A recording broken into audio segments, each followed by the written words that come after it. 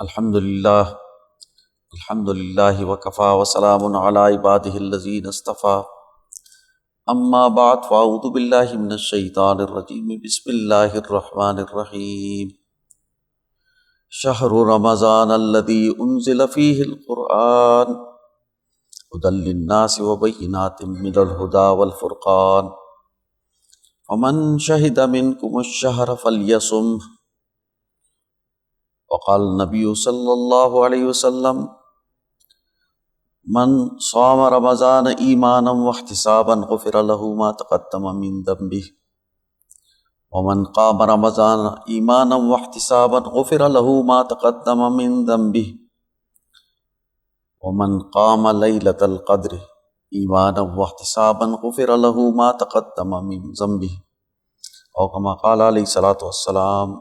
तमाम मोहतरम रुणु, रमज़ानुल मुबारक बाबरकत मियाश रवान दा दा मियाशतों के दासी मियाशत च पागे के द नेकई और द बहार दा मियाश गणले कीगी। पदे के द फ़र्ज़ सवाब ज़्याद शी, नफल द फ़र्ज़ बराबर सवाब मिलावीगी। द अल्लाह ताला रहमतुना पदे मियाश के रावरीगी। जन्नत दरवाज़े कुलाउशी, जहन्नम दरवाज़े बंदी शी। द दी मियाश फ़ज़ीलतुना हुज़ूर सल्लल्लाहु अलैहि वसल्लम ढेर बयान करी दी। तरशवी जुमा के उन पदे बांदी गुफ्तगू कोला हुज़ूर सल्लल्लाहु अलैहि वसल्लम दा हदीस द हज़रत अबू हुरैरा रज़ी अल्लाह तआला अन्हु ना रिवायत शवे दे। देखिए हुज़ूर सल्लल्लाहु अलैहि वसल्लम फरमाई मन साम रमज़ान ईमानन वहतिसाबन गुफ़िर लहु मा तक़द्दम मिन दम्बिहि। चाचे द रमज़ान रोजे उन्हीं वाले ईमान और अक़बल मुहासिबे सरा नु द अग़ तिरशवी टोल गुनाहुना माफ़ शु। पदे बांदे मार्स कड़े चे ईमान सशे दे द ईमान दायरा सदा ईमान दासे नस्वलायन दे चटोले ने कई दागे ताबे राशि अरकान फ़राइज़ सुन्नत नवाफिल इंसानी द जुन मिशन इंसानी जुन खेगड़ा हटोल द ईमान ताबे राजी। ईमान मतलब दे अल्लाह ताला चे कम कायनात जोड़ करे दे त अल्लाह पर ज़ात बांधे दागा पर सिफ़तुन बांधे ईमान रवड़ल यकीन पैदा कवल और कम कायनात चे जोड़ करे दे पदे जोड़ोलो के अगर चा मोहताज नो सुमरा मखलूक़ात पैदा करी दागा सिस्टम और निज़ाम जोड़ करे दे अल्लाह ताला ददी द पारा पूरा और दायरा मुतय्यन करी और इंसानियत द पारा अल्लाह ताला दस्तूर किताबों पर शक्ल के द कुरान पर शक्ल के नाजिल करे अंबिया रास्तूली दी आखिरत और पर तकदीर बांधी ईमान और दागे द पारा अखबल जान माल खर्च कवल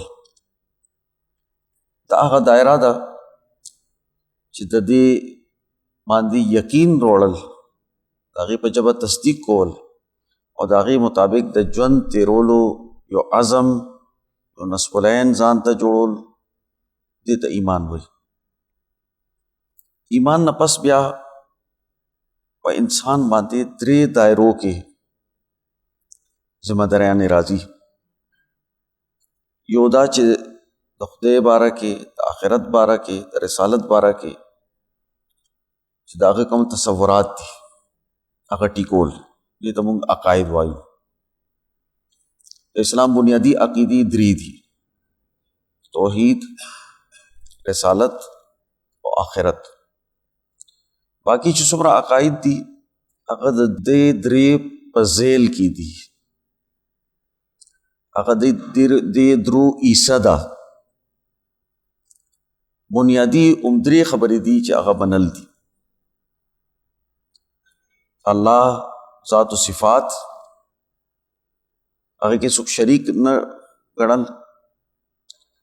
الله تعالی د انسانیت هدایت دپاره د انبیاو په صورت کې پیغمبران راستولی دي او په دوی باندې خپله وحی کوي، کتابونه نازل کړي، دستور نازل کړي دي او انسانان بخپل د عملونو دپاره جوابدeh وي او د هغې دپاره الله تعالی یو ورځ مقرر کړي ده چې هغې ته موږ د قیامت ورځ وایو، یوم الدین وایو، آخرت وایو او د هغې نه پس مستقل ژوند دی.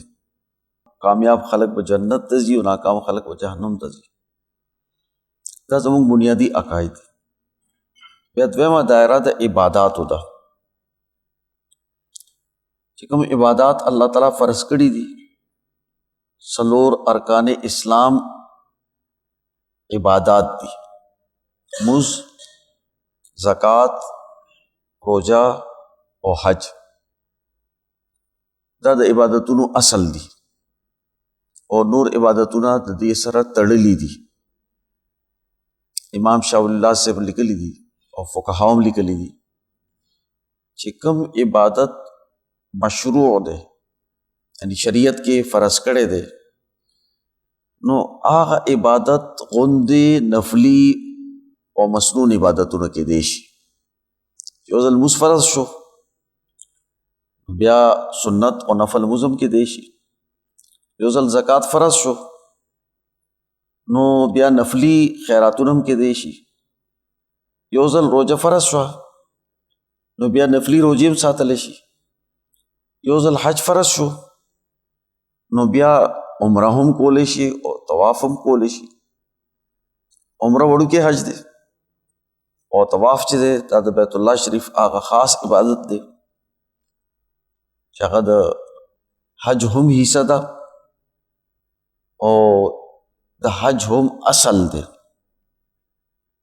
نو طواف کول،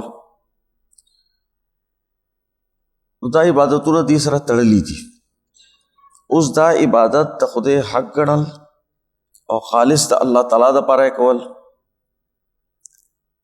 او خپله محاسبه کول چې په دې عبادت کې زه څه کوتاهي، څه کمزوري خو نه کوم، زما نه څه کمزوري خو نه کېږي. نو د دې محاسبه، د دې حساب ساتل او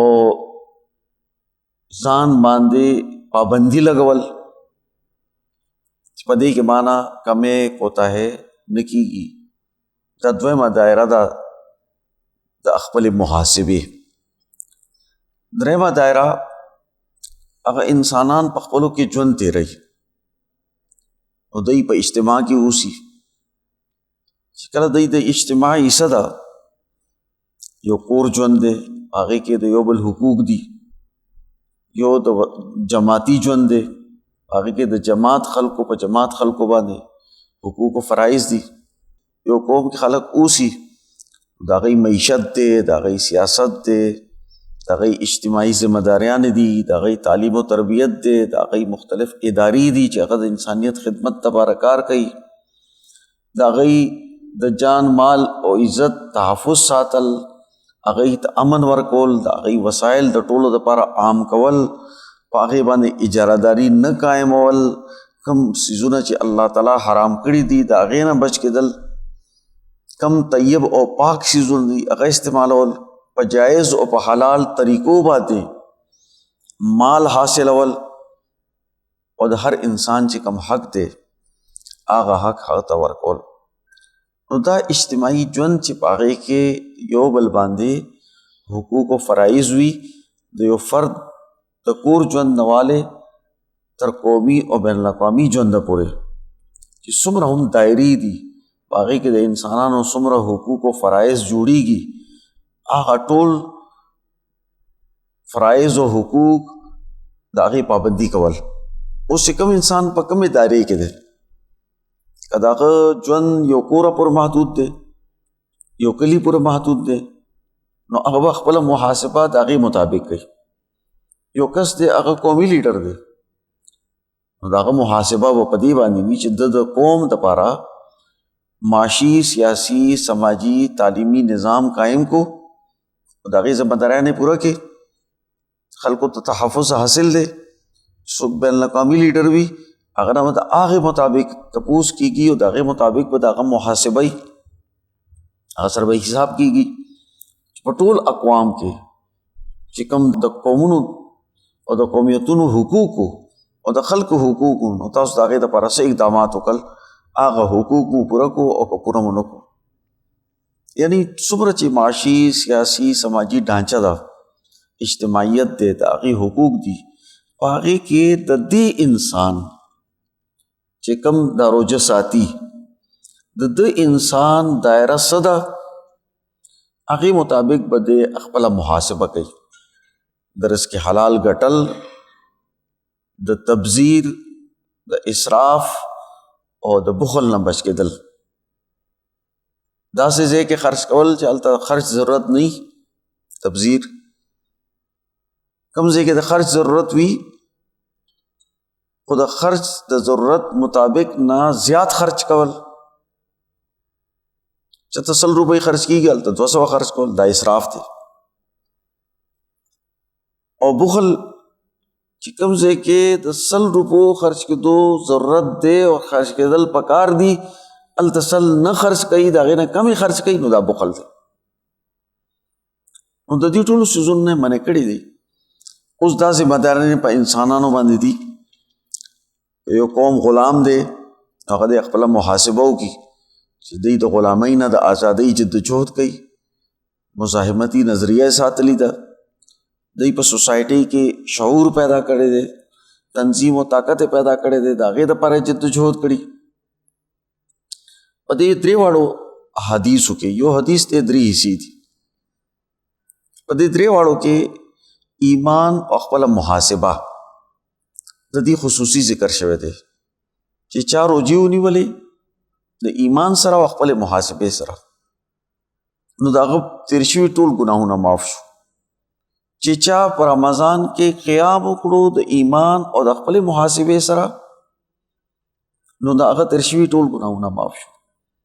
چا چې په لیلة القدر کې قیام وکړو ایمان او خپلې محاسبې سره، نو د هغه ټول ګناهونه معاف شو. یعنی دا درې دومره لوی عبادتونه دي چې دا د رمضان سره خاص دي.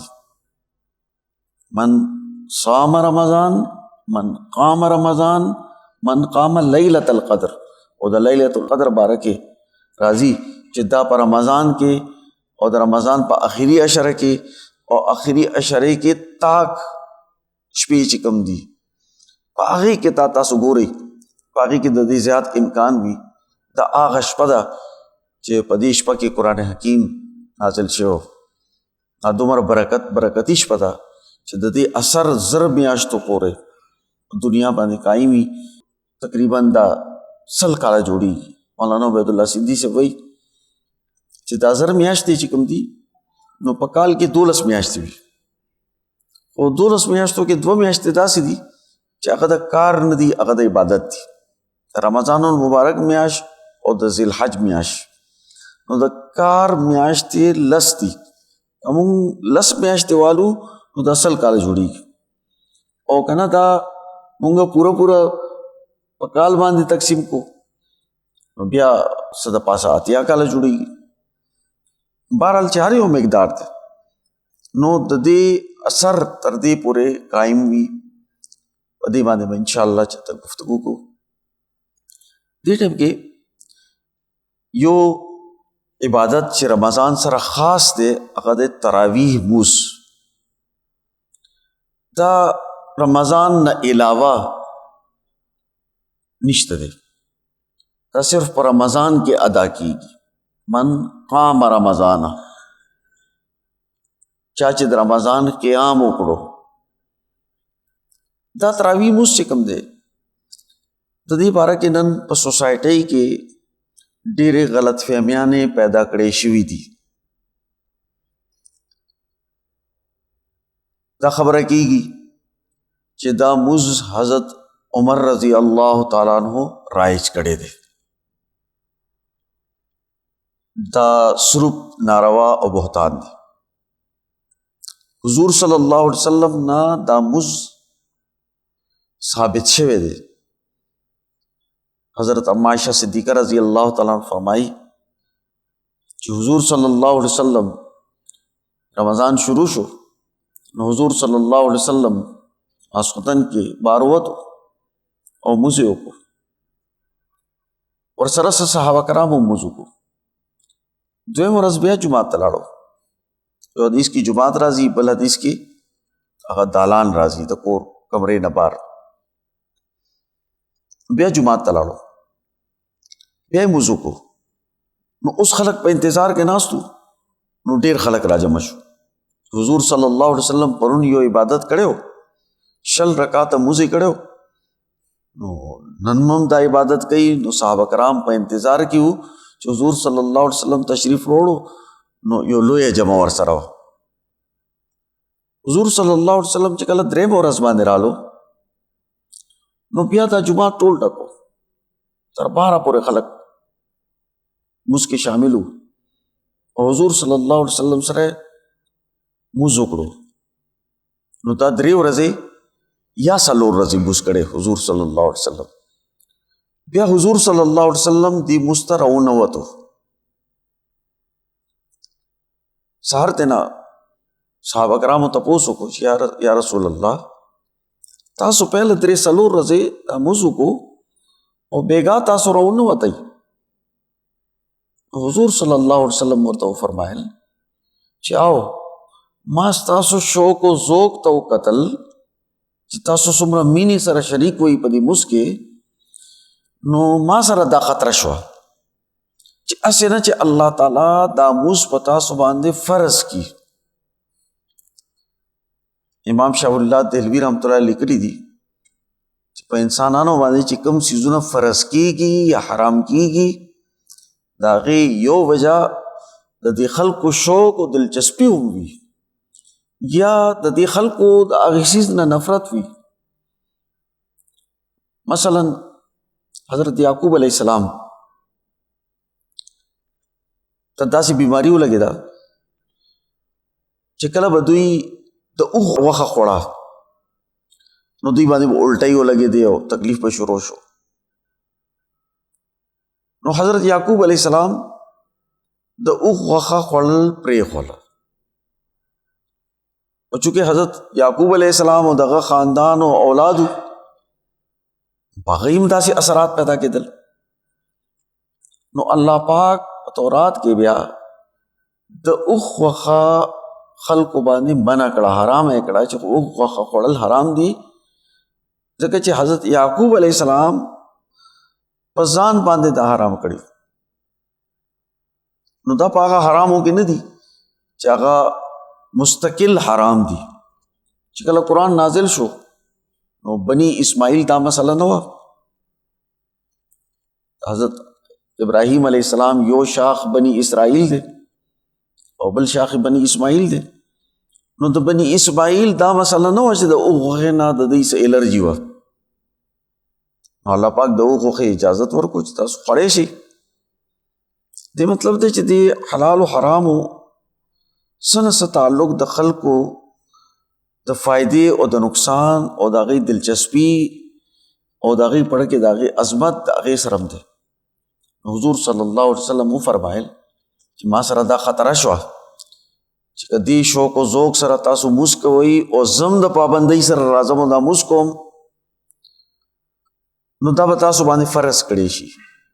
او که چېرې دا موس تاسو باندې فرض شو 6 رکعاته په ټولو باندې، نو دا به تاسو باندې ډېر تکلیف باعث وي.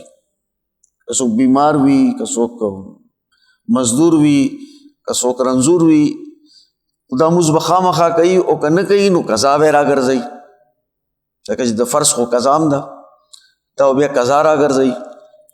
نو دا په خلکو باندې ډېر مشکله شي. حضور صلی الله علیه وسلم د دې په وجه باندې هغه موږ ځان ته وکړو خو بار د جمع سره یې ونه کړو. په صحابه کرامو کې دا موز رایج شو. حضور صلی الله علیه وسلم هم ځان ته کولو، صحابه کرامو هم ځان ته کولو. حضرت عمر رضی الله تعالی عنہ مسجد نبوي ته رالو، نو څو ګوري چې خلک د تراوو موز کوي، اوس یو کس یوازې ولاړ دی، یو سره 3-4 کسان ولاړ دي، بل سره 8 کسان ولاړ دي، څوک یو ځای ولاړ دی، څوک بل ځای ولاړ دی، د جومات کې ټول لګیا دي تراوو موز کوي، خو ټول ځان ځان ته کوي، په یو جمع سره نه کوي. حضرت عمر رضی الله تعالی عنہ فرمایل دا صحابه کرام راجمع کو او دای عرض کو، دا او فرمایل چې دا خنه چې موږ دا موږ په یو جمع باندې کو،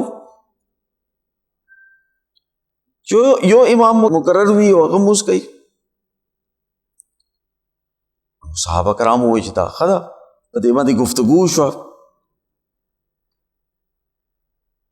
او وجه خودله چې حضور صلی الله علیه وسلم دا په جمع باندې نو کړي، نو حضور صلی الله علیه وسلم دا وجه خودلی وا چې دا موز په تاسو فرض نشي.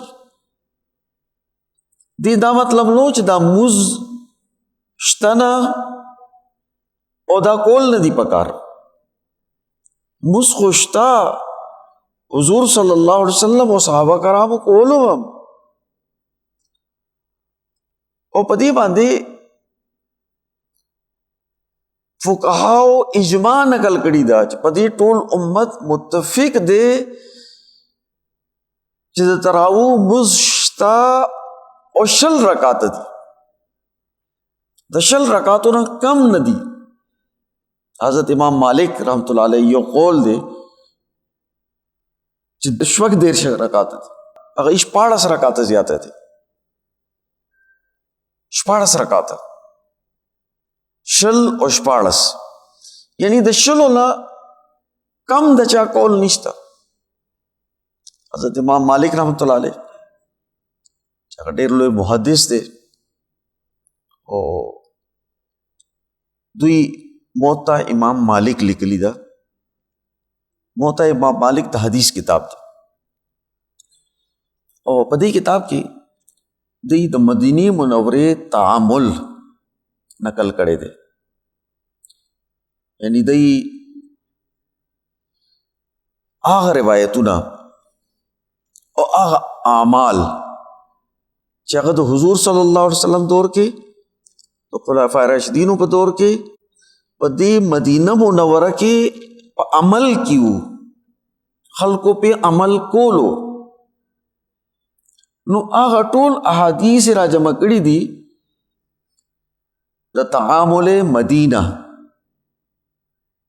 او هغه باندې کتاب لیکل دی موطا امام مالک، او دا د حدیث ټولو نه پہلا او بنیادی کتاب دی. د دې نه پس چې څومره کتابونه حدیثونو لیکل شوي دي، هغه د دې موطا امام مالک تشریح دا نور حدیثونه را جمع کړي شوي دي، د هغې تفصیلات دي.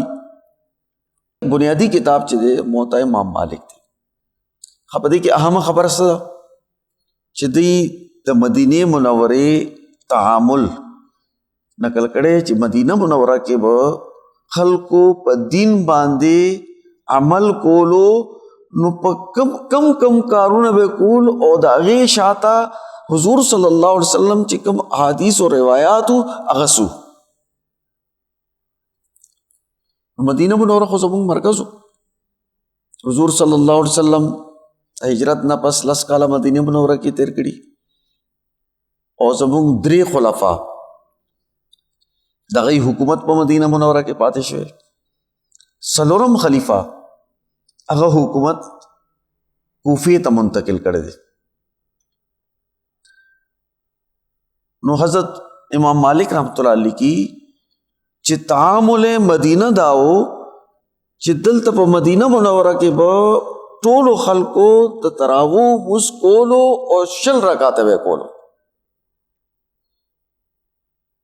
نو چې کله د صحابه کرامو په دې باندې اجماع ده چې ټول صحابه کرام شل رکعاته مونځ کوي. او بیا د حضرت عمر رضی الله تعالی عنہ په دور کې دا اجماع وشوه چې دا بجای د دې چې بیلې بیلې جمع مونږ کوو ځان ځان ته مونځ کوو، دا د اسلام د هغه اجتماعیت او د هغې د روح هم خلاف دی. یو جماعت دی او په هغې کې دی ټول خلک بیل بیل ناست ولاړ دي او خپل خپل مونځونه دي کوي. حضرت عمر رضی الله تعالی عنہ دا په یو جمع کې را جمع کړ. حضرت ابی بن کعب چې هغه د قرآن ډېر لوی عالم و، قاري و، هغه یې مقرر کړو چې دوی ته دا مونځ ته پړاو کړ.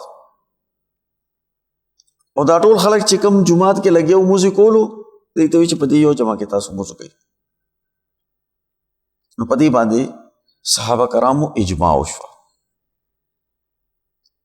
بیا دې مطابق حضرت عثمان رضی اللہ تعالیٰ عنہ خپل خلافت کې عمل کړی دی.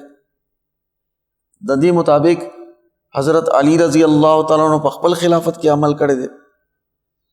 د دې مطابق څلور واړو فقهاو او محدثینو دغه شل رکعاته تراویح نقل کړي ده.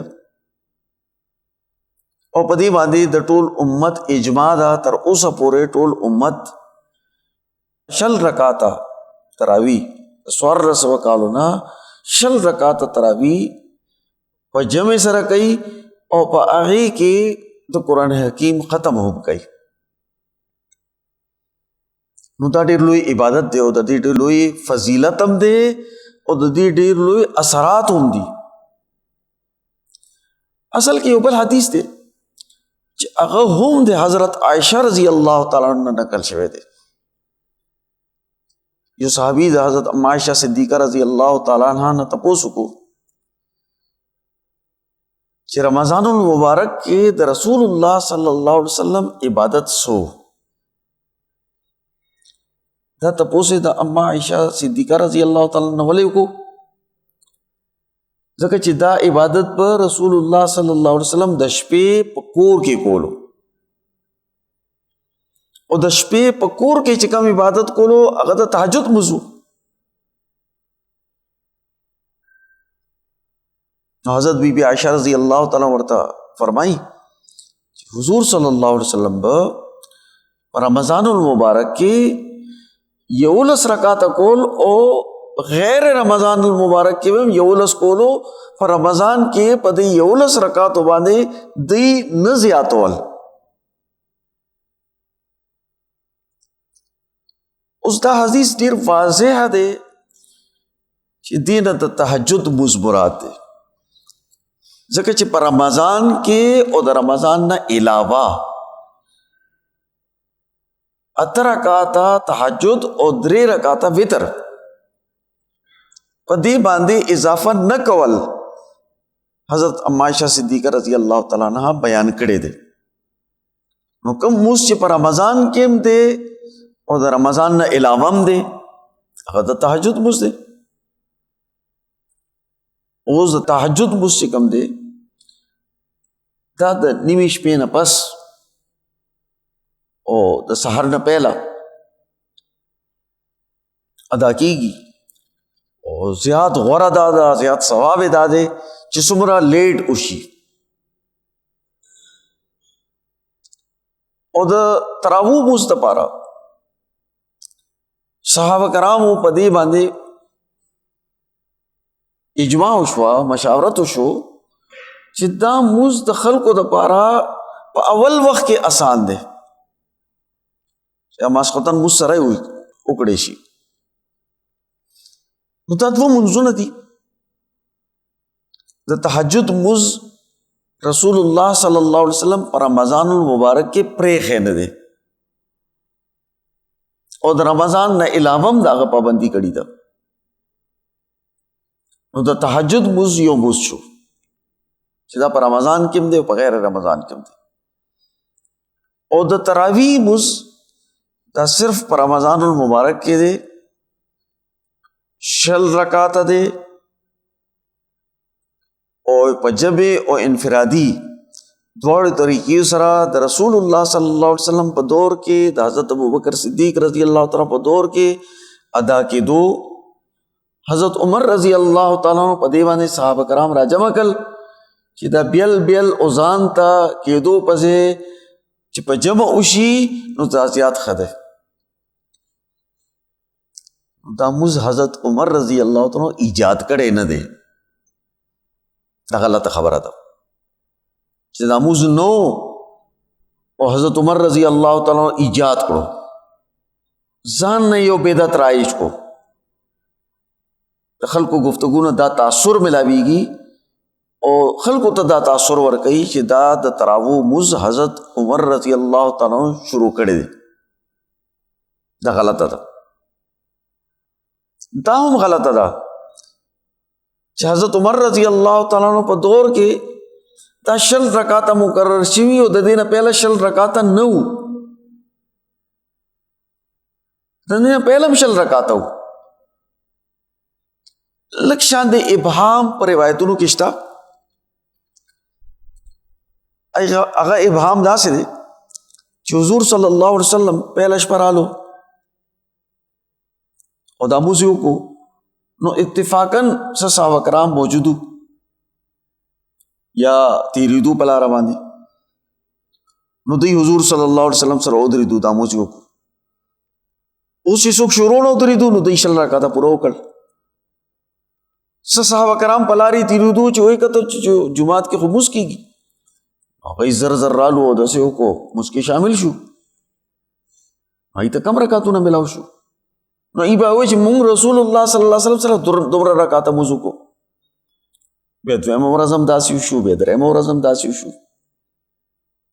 خو چې کله صحابه کرام حضرت عمر رضی الله تعالی عنہ راجمع کړل او حدیثونه او روایتونه راجمع کړل او تحقیق یې وکړو چې دا موږ څومره و، نو ثابته شوه چې دا رسول الله صلی الله علیه وسلم 20 رکعاته کړي دي او چې کوم صحابه کرام شروع نه دوی سره موږ کې شامل وو نو ایم 20 رکعاته کړي، دا موږ 20 رکعاته. څوک لیټ شامل شوي دي هغه بل ده. نو دا 20 رکعات هم پهله نه او د تراویح موز هم پهله نه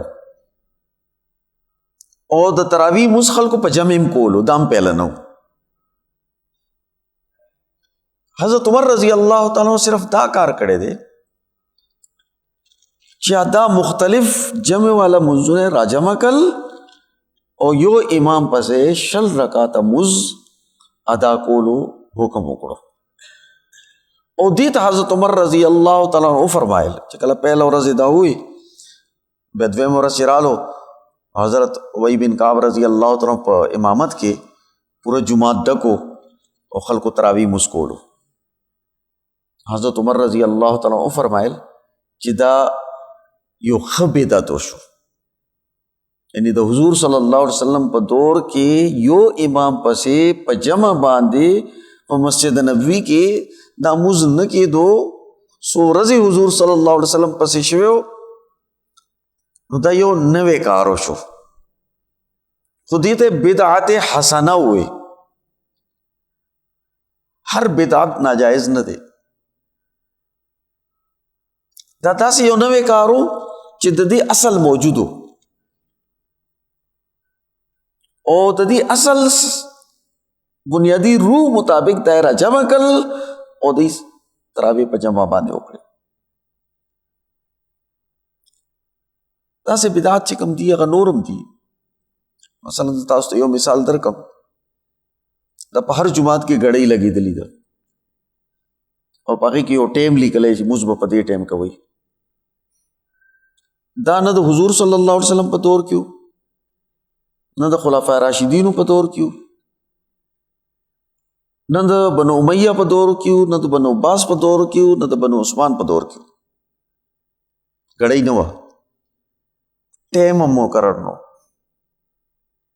د هغې طریقه به دا وه چې اذان به وشو، خلک به جماعت ته رالو، بیا به په انتظار کې و.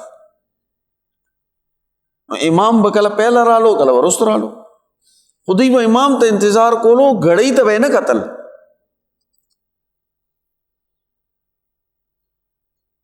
اوس دا بدعت چې غړۍ ته به ګورې ټیم وشو موږ ته ودرېږه، که یو منټ لیټ شي امام صاحب ولې لیټ شوي، نو دا خو اوس رایج شوي دي. دا موږ جومات ته راشو اودسونه کوو، نو دا د اودسونو انتظام په جوماتونو کې خو نو خلکو به کور نه اودس کول. بیا رستو دا ضرورت پرېوتو چې مسافر خلک راځي، بازار نه خلک راځي، نو د اودس د دې مسافر خلکو دپاره، د هغه خلکو دپاره چې بار نه راشي، د کور نه راځي، د دې دپاره د اودس انتظامي چې خلک پکې اودس وکړي. نن سبا ټول خلک لګي دي په جومات کې اودس کوي. اوس داسې ډېرې خبرې دي چې هغه د ایڈمنسټریشن سره د یو نظم جماعت سره تعلق ساتي. هغه کارونه چې نظم او ډسپلن کې راځي، نو هغې ته دا ویل چې هغه یو نوی کار مشروع کو، نو دا د دې عبادت سره زیاتې دی. دا کشف چې کوم دی چې دا تراویح بدعت دی، د تراویح مونځ نشته، د تراویح مونځ 8 رکعاته دی، 6 رکعاته نه دي، دا ټول انکشافات په دې پاکستان هندوستان کې د غلامۍ په دور کې په دې ناپیټه خلکو باندې شوی دی. د دې نه صحابه کرام خبر نشو، تابعین خبر نشو، څلور واړو فقها هغه د دې نه نو خبر، محدثین د دې نه نو خبر. اجماع چې کوم مولا علی قاری صاحب اجماع لیکلی دا چې په دې باندې اجماع صحابه دا او د امت اجماع دا، د ټول امت علما په دې راجمع دي. د 1400 کالو نه تراویح مونځ کوي، 6 رکعاته کوي، سنت غړي، او د رمضان خاص عبادت غړي. دې ته پته نه وه. او په پاکستان کې یو مولا ګوټی راپاسي، او په هندوستان کې په دې خطه کې راپاسي، او د غلامۍ په دور کې راپاسي،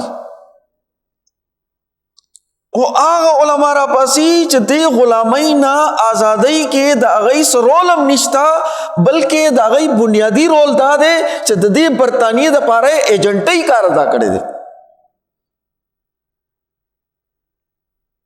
او دې د برطانیې نه خپل نومونه اخیستي دي چې مونږ ته تاسو دا نوم راکئ، اهل حدیث نوم ماته راکئ، غیر مقلد مونږ ته مه وایئ. او د هغې په نقل کې بیا نور خلک هم راپاڅېدل، او په امام بخاري باندې، په امام مسلم باندې، په امام مالک باندې، په ائمه باندې تبرع ویل، بدرد ورته ویل، او په دې دا الزام لګول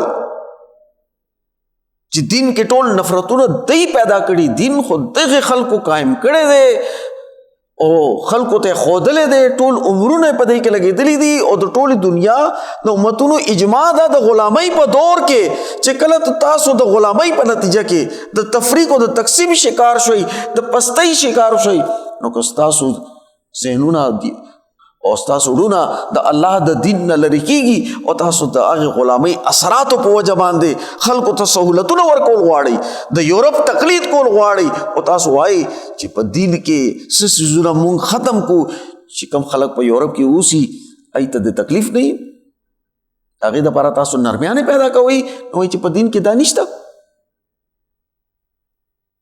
دلته یو سکالر دی چې ځان ته انټرنیشنل سکالر وایي، هغه قسم خوړلی دی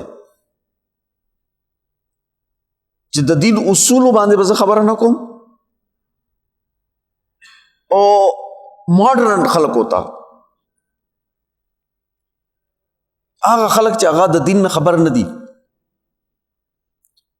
دین باندې عمل کول غواړي،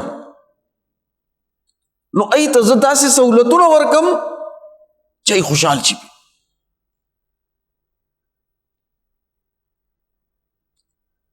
چاته چې د دین بنیادی اساسی اصول نه دی پته، دغه کس وایي چې دا حدیث چې کوم دی د دې حدیث نه انکار څوک کولی شي؟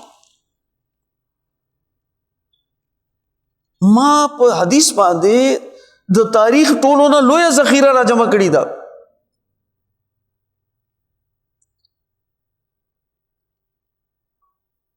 او حدیث چې کوم دی دا تاریخي ورثه ده، د تاریخ وراثت دی چې موږ ته ملا شوی دي. او په دې حدیثونو کې امام بخاری 6 لکه حدیثونه را جمع کړل او 3.5 حدیثونه په خپل کتاب کې ولیکل، باقی ټول پرې خل. نو خلکو ته دا حق حاصل دی چې صح حدیث والی او سپری دي. بظاهر دا خبره ډیره ښایسته ښکاري، خدا د حجیت حدیث او د دین دویم ماخذ د هغې بالکل خلاف خبره ده. چې کله یو حدیث ثابت شو چې حضور صلی الله علیه وسلم طرف نه دا د رسول الله صلی الله علیه وسلم نه صحیح حدیث نقل شوی دی، نو ټول امت په دې پابند دی چې دا هغې حدیث باندې عمل وکړي، که دوی پې پوهېږي او که نه پوهېږي. هغه حدیث ریجیکټ کولی نشي،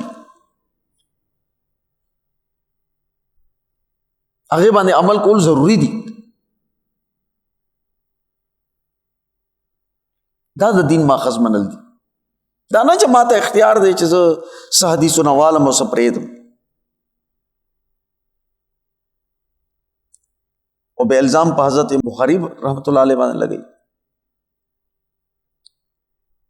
یقین لرم چې دوی ته د امام بخاری رحمت الله علیه د کتاب نوم هم نه ورځي.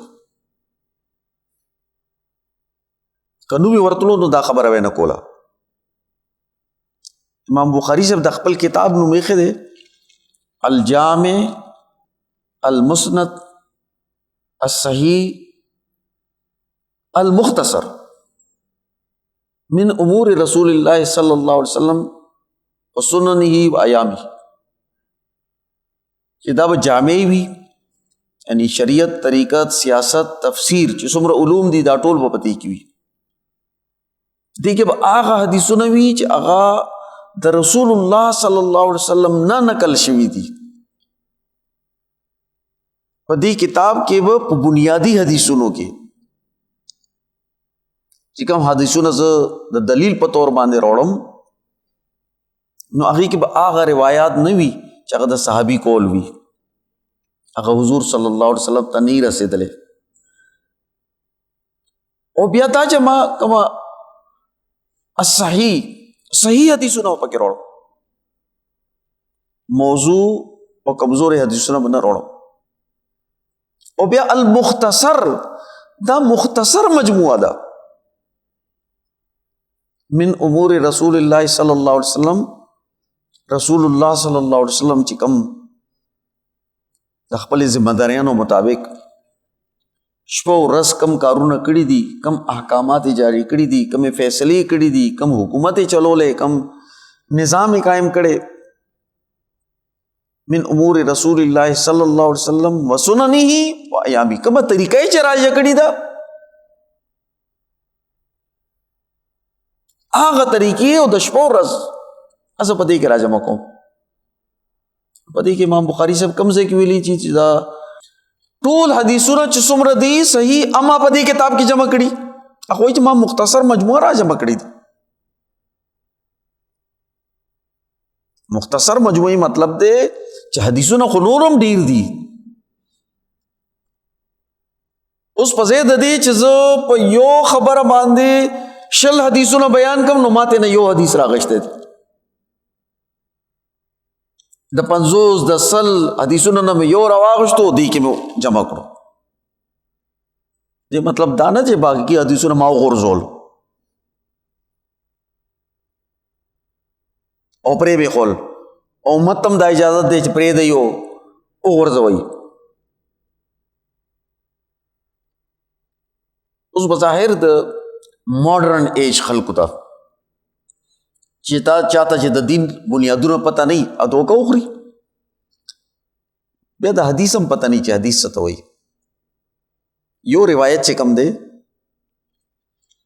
حضور صلی الله علیه وسلم यो खबर आओ कच इन्नमल आमालु बिन्नियात सपोज और तो हुजूर सल्लल्लाहु अलैहि वसल्लम ना सहाबा कराम हुआ और दो द्वा द्रे सलोर मसलन नो दा यो हदीस से कम दे सलोर साहबा कराम बयानी यो हदीस दा यो खबर आ उमा का टाइम वाला खो सलोर साहबा कराम में बयानी ची मा दा हुजूर सल्लल्लाहु अलैहि वसल्लम वावरेदा देवई ची मा वावरेदा देवई ची मा वावरेदा देवई ची मा वावरेदा दा यो हदीस न दे दा सलोर हदीसु न दी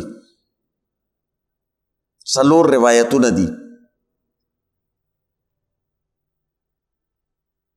दे तो यो रिवायत न वेले की बिया दे सलोर साहबा करामु ना लस लस शागिर्दानु वावरेदल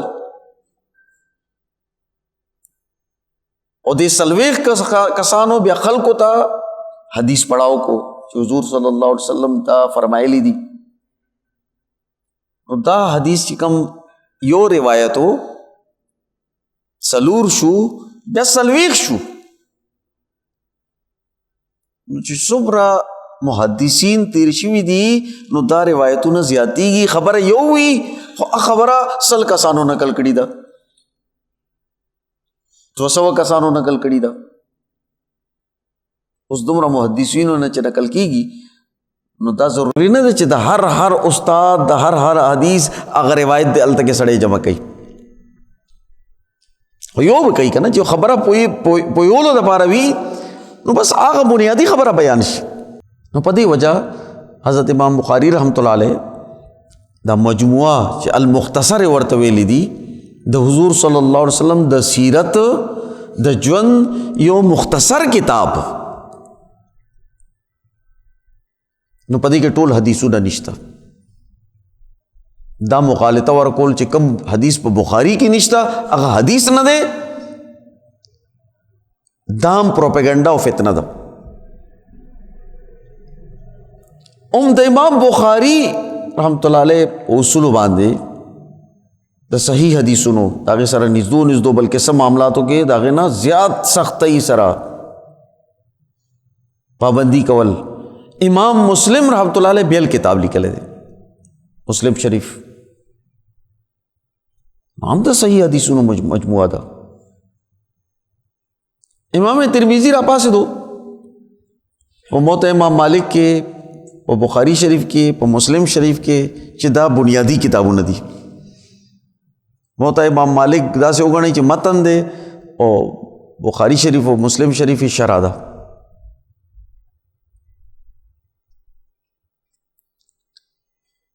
नो हज़रत इमाम तिरमिजी रहमतुल्लाह अलैह दगा हदीसुना च मुख्तलिफ रिवायतों बांधे नकल शियू ना अगर टोल रिवायतों ने वर्सर वर्कल चिदा पदी रिवायत हम रागले पदी रिवायत हम रागले पदी रिवायत हम रागले पदी रिवायत हम रागले अकी मजमुए बयान कर और बिया नूर हदीसुन च दीन कम हदीसुन पाती आह हदीसुन रजम कल न यो मजमुआ जुड़ीगी चाहे तो सिहाय सित्ता वही शपक किताबुना द हदीस बागी बांधे द उम्मत इजमा दा चिपदी के यो वाफिर मजमुआ चाहे द दीन द पारा बुनियादी असास गर्जी और टोलो फ़ुक़हाओ और उम्मत पदी किताबुन बांधे शपक किताबुन बांधे कार करे दे द अगई पे एतमाद दे द अगई पे इजमा दा और दे सलोर वाला मजहबुनु के और मुहद्दिसीन और सूफियाओ द देश पर किताबुन ना हदीसुन रागश्ती दी उस दासी किताबुन दी पदे बांधे द उम्मत इजमा दा खुबिया हम दावा निश्ता चिकम हदीस पदेश पक किताबों के न दे अगर हदीस न दे या सही हदीस न दे देने अलावा किताबों नश्ता च पागी की हदीसुना आग दी जिसे हैसियत न दी नोज द हदीस यो पूरा निज़ाम दे आम पब्लिक से पदी न पुईगी दाइल में नहीं वेले न मुगालते पैदा कीगी उस आगे मुगालतों नतीजा सा दीन के नवे नवे खबर रोबासी उस द तहज्जुद मुस्ता د تراویح مونځ وایي او وایي چې 8 رکعاته مونځ دی. نو 8 رکعاته مونځ د چا نه هم روایت نه دی. دا نن د دې خطې د علماو ته متجددین چې ځان نه په زور باندې مجدد جوړ کړي دي، دای باندې دا الهام شوی دی چې دا 8 رکعاته تراویح دي. د دینه پهله د عروج په دور کې چام 8 رکعاته نه دي کړي. په حرمینو کې په دې ټول دورانیه کې 4 واړو خلافتونو کې 6 رکعاته مونځ شوی دی. او د ټولو فقهاو په نسبت باندې 6 رکعاته. نو د دې غلط فهمۍ نه وتل پکار دي چې د تراویح مونځ شته نه. ها که چېرې دا وایي چې د تراویح مونځ فرض نه دی، نو خو نه دی فرض. په دې ټول امت کې چا ویلي دي چې د تراویح مونځ فرض دی؟ چام نه دی ویلي، یو قسم نه دی ویلي. اوس که دا وایي چې د تراویح مونځ نشته او دا متجددین چې کوم دي دا راغلي چې ښه تاسو ګورئ په قرآن کې چرته دی تراویح مونځ، او چې کوم مونځونه دي هغه دا 5 مونځونه دي، نو تراویح مونځ کوم ځای نه رالو؟ نو دا خلط بحث دی. یو شیز دعوه چا نه ده کړې ورته وایي چې نشته. که چا دعوه کړې وي چې دا فرض دی او بیا ته وایي چې دا فرض نه دی، مونځ نشته، د فرض په حیثیت سره، د واجب په حیثیت سره، نو بیا خو ستا د خبرې وزن و. او چې کله څوک دا وایي نه اډو چې دا فرض و واجب دی، امام ابو حنیفه رحمت الله علیه دې ته سنت مؤکده ویلي دي. یو سنت غیر مؤکده وي او یو سنت مؤکده وي. داسې سنت چې حضور صلی الله علیه وسلم مستقل د هغې اهتمام کړی دی، دې ته وایي سنت مؤکده. نو د امام ابو حنیفه رحمت الله علیه په نیز دا داسې سنت مونځ دی چې حضور صلی الله علیه وسلم نه دی پرېښی، دا یې همیشه کړی دی. خو دا سنت مونځ دی، فرض نه دی. اوس چې کله سنت مونځ شو، نو څوک چې د الله سره خپل تعلق زیاتول غواړي، د رسول الله صلی الله علیه وسلم په اسوې باندې عمل کول غواړي، رمضان بابرکته کول غواړي، خپل روحانیت کې اضافه غواړي، ثواب زیاتول غواړي، او د تراویح مونځ کوي. او که څوک بیمار وي، څوک مسافر وي، څوک مزدور دومره ستړی چې هغه نه دا مونځ نه کېږي، نو که هغه یو نه کړي نو هېڅ خبره نه ده، ځکه چې دا نه فرض دی نه واجب دی. چې کله فرض واجب نه دی، سنت دی، نو سنت مونځ پرېښودو باندې سزا نشته او د دې قضا هم نشته. تراویح مونځ چا هم نه دي ویلي چې قضا شو نو ته یې قضا وکړه، که فرض یې ګڼو بیا خو به قضا کوله. اوس تاسو وګورئ چې دا خلک چې کوم دي څنګه مغالطې پیدا کوي. یعنی چا ورته فرض نه دی ویلي او دې دلایلو ورکوي چې لټوي چې دا وګوره دا فرض مونځونه دا دا دا دا دي، په دې کې خو دا تراویح مونځ نشته، په دې کې خو نشته مونځ. چا ویلي چې په دې کې شته؟ چې فرض وي نو خو مستقل فرض وي. او بیا وایي چې دا حضرت عمر رضی الله تعالی رایج کړی دی، یعنی حضور صلی الله علیه وسلم دا مونځ نه دی کړی، حضرت ابوبکر صدیق رضی الله تعالی په دور کې صحابه کرامو نه دی کړی، حضرت عمر رضی الله تعالی په دور کې چا نه کولو، او حضرت عمر رضی الله تعالی رالو چې دا مونځ کوي، دا مغالطه ده.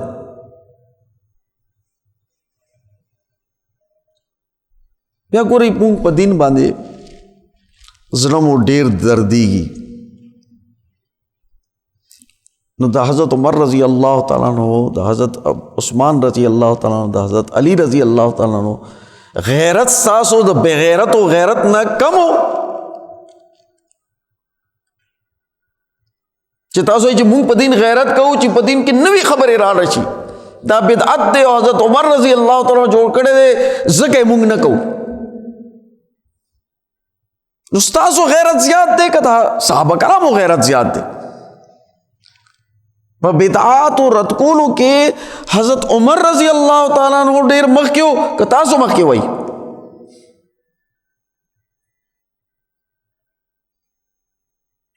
حضرت عمر رضی اللہ تعالیٰ عنہ د اسلام پورا سسٹم جوړ کړی دی، بیا خو تاسو په ټول سسٹم باندې اعتراضات وکئ. د حضور صلی الله علیه وسلم او د حضرت ابوبکر صدیق رضی اللہ تعالیٰ په دور کې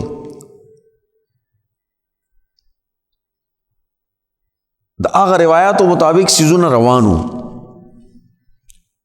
خو هر شي د پاره یو خپل سیستم جوړول، قاعده ضابطه، یو ترتیب قائمول، دا خو حضرت عمر رضی اللہ تعالیٰ په دور کې شوي دي. تاسو د دې په آړ کې چې په دې اعتراض وکئ نو د حضرت عمر رضی اللہ تعالیٰ دا ټول اقدامات چې کوم د خلافت راشدہ د غلبې او د استحکام د پاره شوي دي، تاسو د هغې انکار کول غواړئ او په هغې باندې رد کول غواړئ. د بې لارې کولو دپاره دا یي که نه یو شی رونیسي د هغې نه انکار وکړي او چې انکار وکړو نو هغه ټول د هغه شخصیت او د هغه دور چې څومره خبرې وي هغه په شک کې شوي، او چې د حضرت عمر رضی اللہ تعالیٰ دور په شک کې شو بیا په دین کې پاتې شو. لکه چې د هغه په دور کې خو سسٹم بین الاقوامی سطح باندې منظم شوی دی، د هغې نه پهله بین الاقوامی غلبه خو نو حاصله شوي، قومي نظام هغه مستحکم کړی دی. بیا یو بله خبر اب ذهن کې وساتئ، قرآن مجید کې اللہ تعالیٰ فرمائی چې دا قرآن مجید ما نازل کړی دی، انا نحن نزلنا الذکر و انا له لحافظون، مونږ دا قرآن نازل کړی او د دې حفاظت به مونږ کوو. د قرآن د حفاظت ذمہ داری اللہ تعالیٰ اغشتی، او په دې کې چې کوم صیغه استعمال شوی ده انا نحن نزلنا الذکر، مونگا مانا مونگا تا قرآن نازل کرے و انا لہو لحافظون، اور مونگا بدے حفاظت کو. امام شاہ اللہ سے لکلی ذکر قرآن مجید کے اللہ تعالی د ځان سره فرشتے انبیاء دا شریکئی نو هغې ته پر ان ټکې استعمالیږي، او چې کله صرف د خپل ذات خبره کوي نو بیا واحد صیغې باندې کوي. یعنی دا د قرآن مجید محفوظ کول دی کې چې کوم ملائ اعلیٰ فرشتي دي، د ملائ سافل فرشتي دي، انبیاء او بیا رستو نیک خلق څومره شو دا ټول پکې شریک دي.